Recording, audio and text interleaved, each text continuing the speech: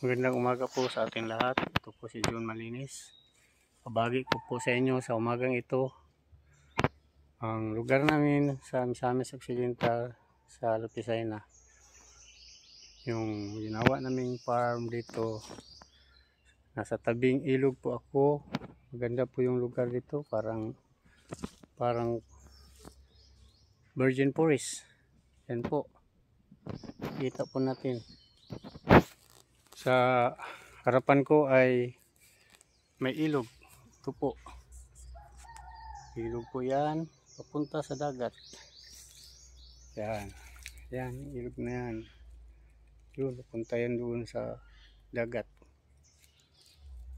Yan. So ito yung lugar na dinadaanan. May maliit na trail dito o daanan. Ito po. Yan, may trail dito. Parang virgin forest, oh, maraming baging. Kita natin. Yan po, ang daanan na ginagawa ko. Yan, kikita mo yung baging, oh. Papunta doon sa taas. Ito po yung area niya. Yan, mga baging. Laking puno. Tabi ng ilog. Yan po ang ilog na sinasabi ko. Yan. Yung lugar nito ay maganda. Malayo po sa mga sasakyan. Walang disturbo dito kung dito ka manirahan. Yan po ang ilog. Yan.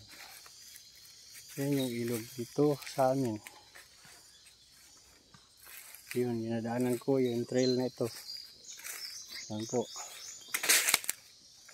Yan yung ilog. Yan.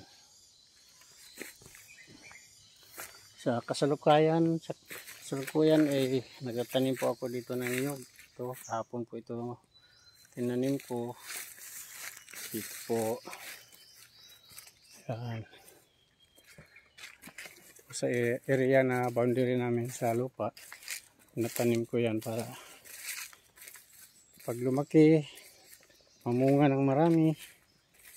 Yan po, at mapakinabangan natin, magamit natin sa araw-araw sa paglilingkod sa Diyos. Yan po, mga niyugan po yan. Yung mga dating boundary po ito yung pinalagyan ng tusok. Meron din kaming tinatawag na minute forest. Yan po, mga mahogany. Nasa high ground, puro mahogany po yan. At mga niyugan. Yan. Yun lang po ang maibabahagi ko sa araw na ito. At maraming salamat sa inyong pagsubaybay. Bye-bye.